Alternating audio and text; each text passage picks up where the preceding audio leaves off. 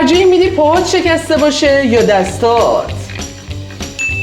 آخرین سوال شوکت میکنه. دوست داری 3 برابر بلندتر بپری یا اینکه 2 برابر سریعتر بدوی؟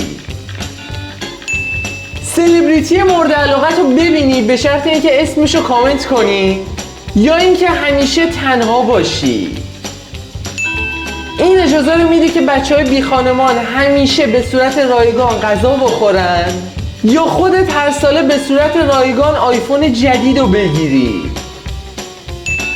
هر چیزی که لمس میکنی منجمد بشه یا هر چیزی که لمس میکنی بسوزه؟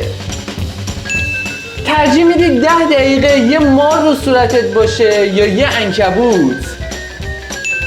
به فقر کل دنیا پایان بدی یا خودت ثروتمندترین فرد جهان بشی؟